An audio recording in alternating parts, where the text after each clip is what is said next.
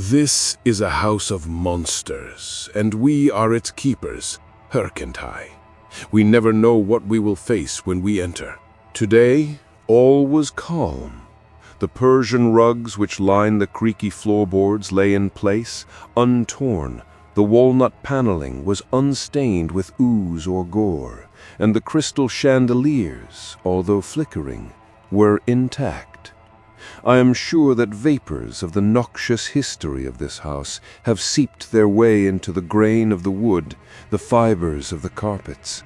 Try as I might, I am unable to cleanse it. There is little ventilation.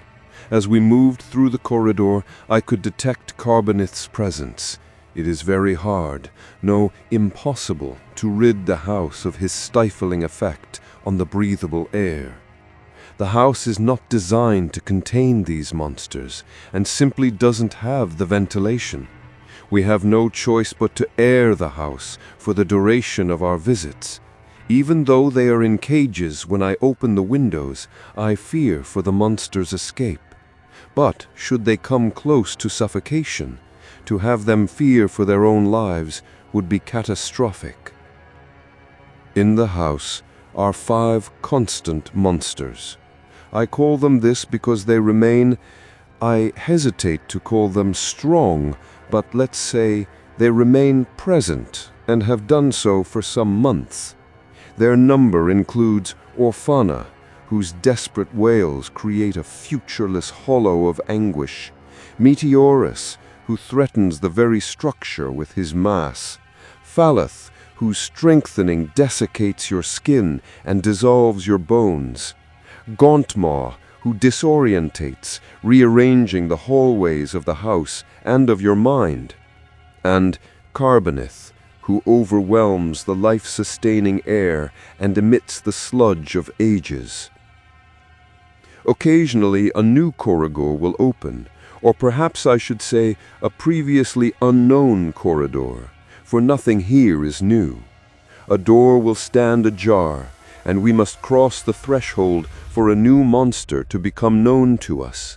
Some become constant, others are passing, like Needlet, Houndling, and Skule. Then there is the broken open room. We call it this because it contains a monsterless cage, bars wrenched apart by force, still contorted into the impressions of the wrathful fists that did it. A hole was opened in the wall beyond, which is the only other exit from the house. The entrance to the broken open room sometimes evades me, and for that I am glad. The monsters wax and wane in their strength, not with the moon, but seemingly with their own orbits, sometimes dim and dormant for many months, other times floodlit and feisty in a day. Herc and I have our routine. On every visit, we must first assess their condition.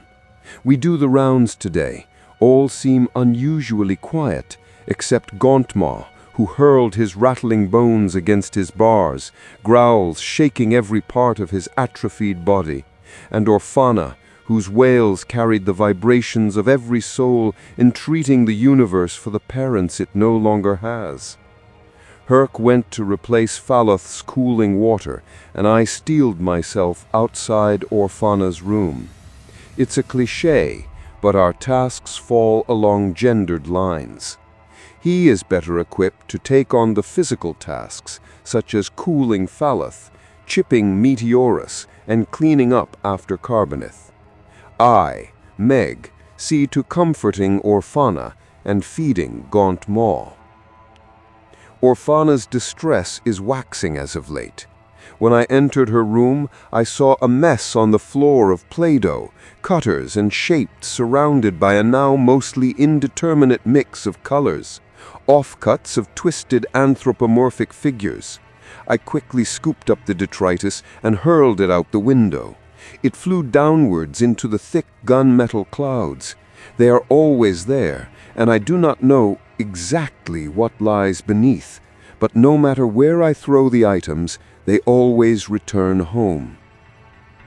"You are not supposed to let them in," I scolded Orphana, who did not break her scream. She cannot speak in any case.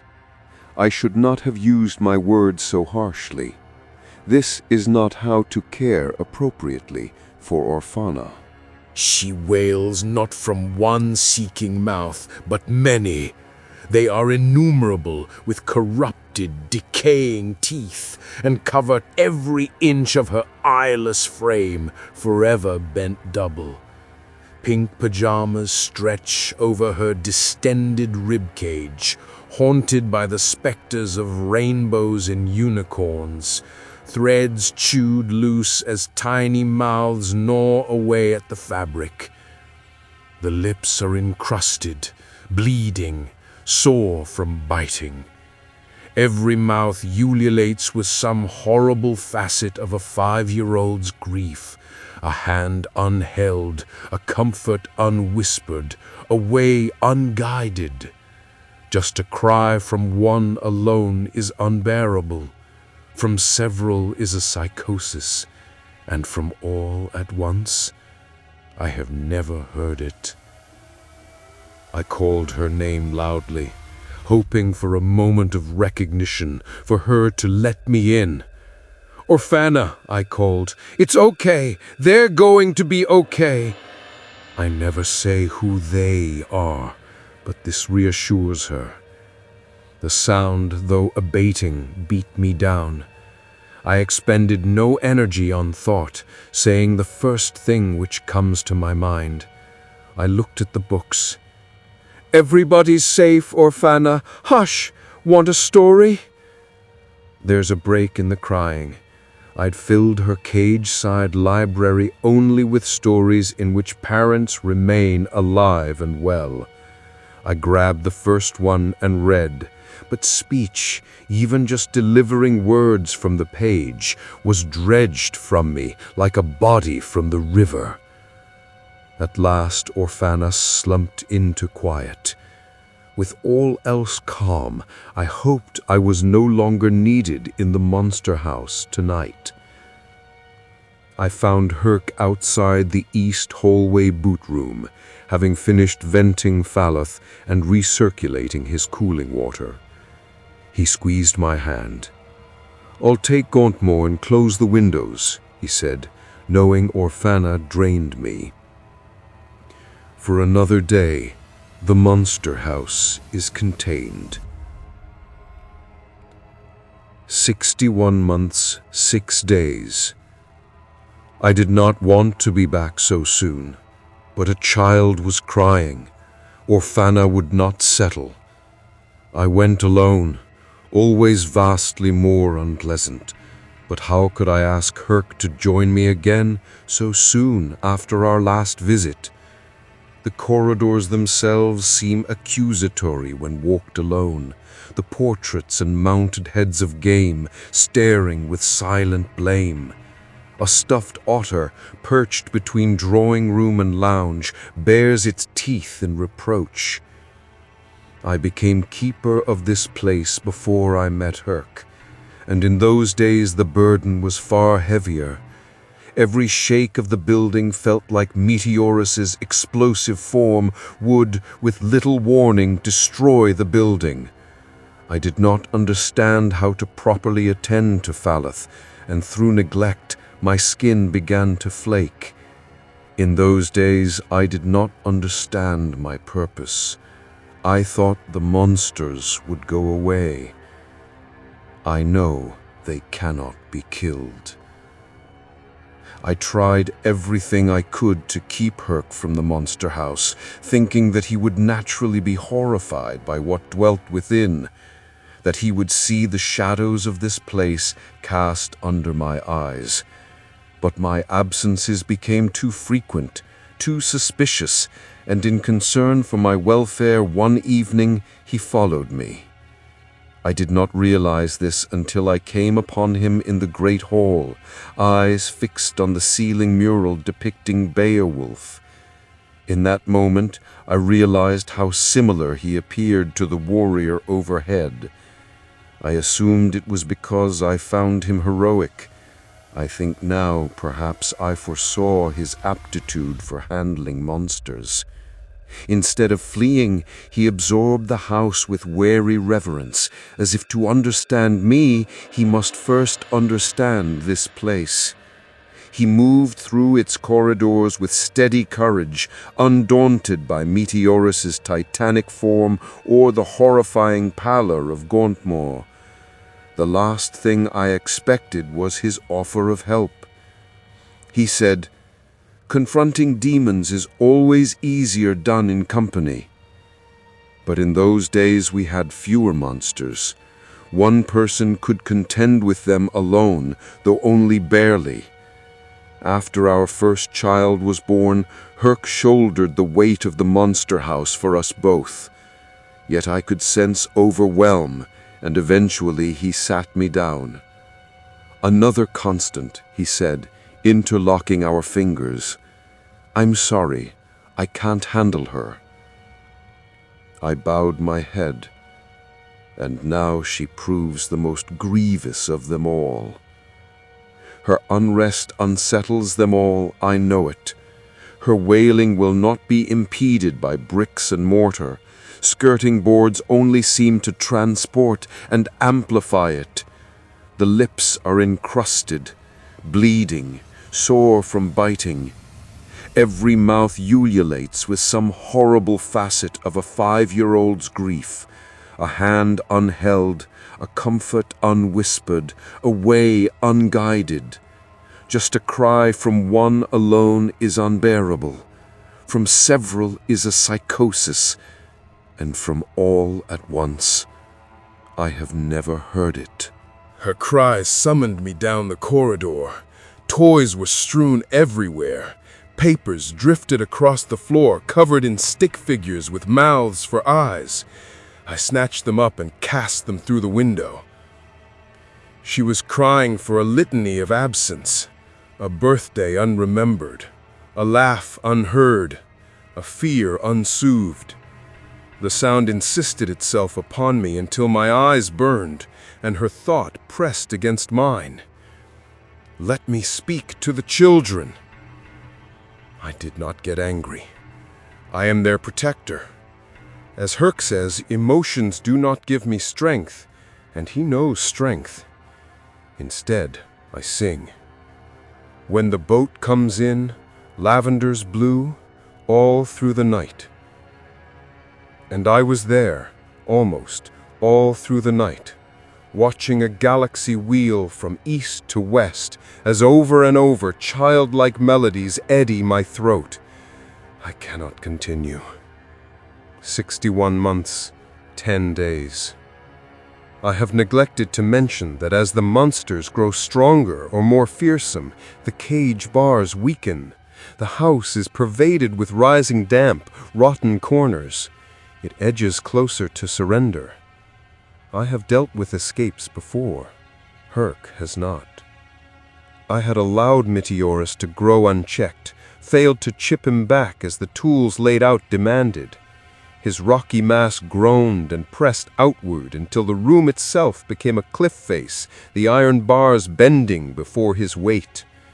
Eventually they yielded, and he was able to force his way out.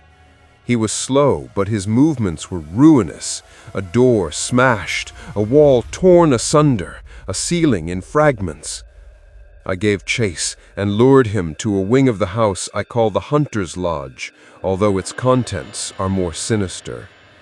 From a drawer there I seized a case of grenades. One by one I cast them until his form was reduced to rubble. At the core I found him, a single indestructible stone. I pounded on it with a hammer until I could no longer move my arms. He could not be destroyed. I swore it would not happen again. Orphana's cries pressed upon my eardrums without cessation. What she felt became more complex. The mouths vacillate between a shifting kaleidoscope of terrors. A cry unanswered, a wound undressed, a bully unchallenged. I could not break through, and she would not listen. I just wanted her to stop screaming. The noise corroded my soul, and I could see that rust on her cage bars blistering roughly, cracking under my fingers as I pulled closer to the cage. I have never touched her, even though I know it could help. I cannot bring myself to. But in that moment she was beyond letting herself be vulnerable. She flinched violently as I came closer. No story, no song could penetrate her cries. The noise was unbroken. She made it less a house and more a few feeble walls surrounding countless voids. Herc had done the rounds. "Can't you deal with her?" he asked, holding his ears. Despite his own formidable muscularity, he is tender. I understand his distress. The noise makes me ragged too. "I've tried everything," I said. It was as if some taut cord had snapped in him. "I'll take the others," he said. "All of them, for however long she's like this. Just focus on her. Do anything you can." His eyes were pleading. I gave him the lie at the forefront of my mind. "I'll think of something." But to do that, I would have to dispel the sense memories, the gatekeepers of any rational thought. Brittle rust giving way to my grip, mold spores in my nostrils, and that awful, awful howl. 61 months, 18 days. We lingered before the door, reluctant to enter the monster house, yet I knew the consequences of hesitation. There was no sound. A heart misses a beat, and the body answers with adrenaline. I pushed the door open an inch. Nothing. Another inch. Still nothing. The checkerboard flooring mocked my lack of forethought. Herc couldn't even move his gaze to the hallway, dawdling behind me, hanging back. A wave of stifling, tainted air rolled from the corridor, and I choked, retching as I moved forward. Scattered about on the floor were teddies, which I tiptoed around. Herc booted to the side. I looked left, right, up. Then I saw her.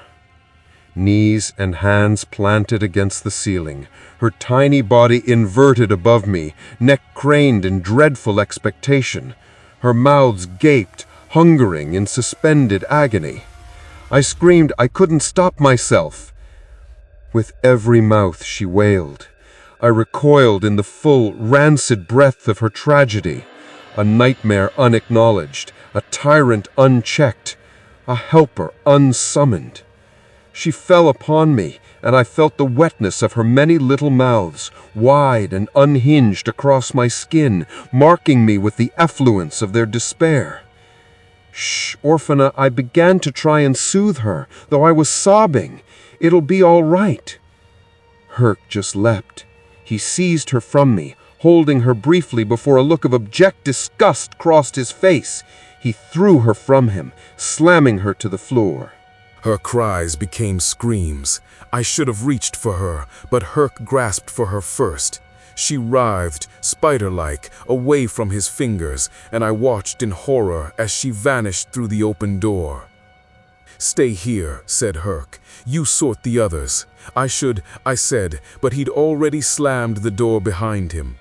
I tried to follow, but it would not open. Something was very wrong. I ran round the house, throwing open windows, with only the gunmetal sheet below. What if I leapt? I'd never contemplated it before. I had one foot on the window ledge before I thought better of it, imagining the lacerations from passing through freezing clouds. I knew what my only other option was. I'd never looked for the entrance to the broken open room before, but memory keeps pathways as much for avoidance as for use, so I knew the way was within me. Only it was harder to find than I expected. I wasted precious time taking different turns, only to arrive at the same spot, the bared-teeth otter. The house groaned. Materius awoke, but I was singularly focused on my task. It felt as though I had been walking for hours, when I found myself at last in the hallway of ancestors. I ran past the sports paraphernalia, an old drinks cabinet, to the former private study of the master of the house. More than any other, this room feels like a cell. The door stood open as I approached.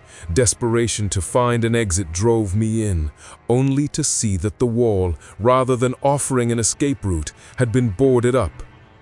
Herc had not mentioned he was going to fix it. A helpful act, no doubt, he thought, but I was trapped. This fact paled before what I saw the room held. Far from being empty, broken open, this room was lived in. Children's plates and cutlery littered the table. Their bedding lay crumpled on one side of the cage, scrawled on the wall in outsized letters, "Mumi, love." On the other side of the cage, I blanched. My own bedding. There were footsteps in the corridor behind me. "How did you get here, Meg?" It was Herc, a bruise rising on his cheekbone. "Children have been here," I said. "Yes," he said, offering nothing else. "How did they get here?" I asked. "Where did you think they go while you're busy?" he said. "This is a monster's room." "Yes." The silence that followed was only punctuated by the phlegmy inhalations of Gottmar creeping closer. "Where is Orphana?" I asked. His expression was unmoving. "She is in the world now." He told me he couldn't handle her. I should never have let him go alone. I heard the distant sound of iron bars straining, scraping on rock, mysterious. That sound carried an omen. I looked at Herc and noticed the shadows under his eyes, like those I feared he would see in me. His muscles twitched. "What's happening here?" I demanded. His shadow stretched out behind him, much too big, and ran up the wall. The ceiling loomed over me. The question I wanted to ask, I could not. I was no longer able to grasp it. He stepped closer, extending a hand. I saw his veins, suddenly excessive, his muscles extraordinary in number. I didn't take it. He gave a gesture like he didn't care, flipped his hand and took hold of one of the twisted bars. His fingers closed around the indentations in a fist. They fit. I turned to run, but there was no door. I hammered on the wall. Where had it gone? "Somebody hasn't been tending to Materius, and now he tests his bars," he said slowly. "Somebody hasn't been cooling Faloth, and now his rage is incendiary. And someone," he said, "has starved Gontmar, so now you are confused." I looked at the children's bed covers, crumpled inside the bars of the cage, intertwined, stained, cast aside. I tried with everything I could to protect them. "This is all my fault," I said, my mind unable to settle on any one thought, any one sense. The shadow flexed. Herc shook his head. "Meg," he said, snarling, "you don't have to worry anymore. You are in the house now." Even his words seemed to carry the abnormal strength I had not noticed in him until now. This is a house of monsters, and I am in it.